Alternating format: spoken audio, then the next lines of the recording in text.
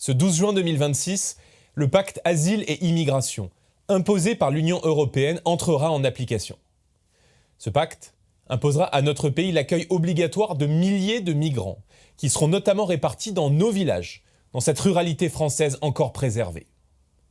Nous avions mis en garde les Français lors de la campagne européenne.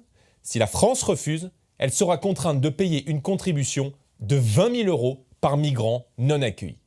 En d'autres termes, nous subirons soit l'immigration, soit le racket fiscal.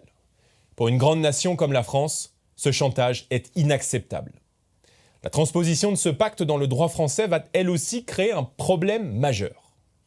Plus tôt cette année, le gouvernement, par peur d'un rejet, a refusé de soumettre un projet de loi au vote à l'Assemblée nationale. Il a opté pour une législation par ordonnance, afin d'adapter le droit français à ce pacte migratoire. Concrètement, cette situation va conduire à une grande confusion juridique et renforcer encore la mainmise des juges sur notre politique d'immigration. De l'aveu même du ministre de l'Intérieur, il y a quelques jours, les passeurs de migrants pourraient profiter de cette faiblesse juridique dès l'été, en ciblant spécifiquement la France. Ni la représentation nationale, ni le peuple français n'ont donc été consultés sur un sujet aussi existentiel pour l'avenir du pays.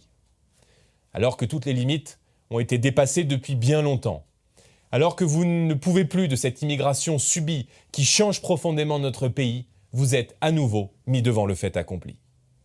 Je vous le dis avec inquiétude et gravité. Un pays qui ne maîtrise plus ses frontières n'est plus un pays libre. Un peuple qui ne décide plus de sa politique d'immigration n'est plus un peuple souverain.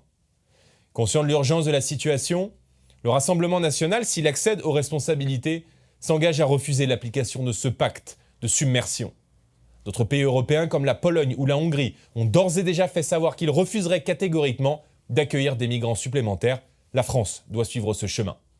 Nous ferons comprendre à la Commission de Bruxelles que la France est de retour et qu'elle défendra enfin ses intérêts sur la scène européenne après une décennie de renoncement et de soumission macroniste.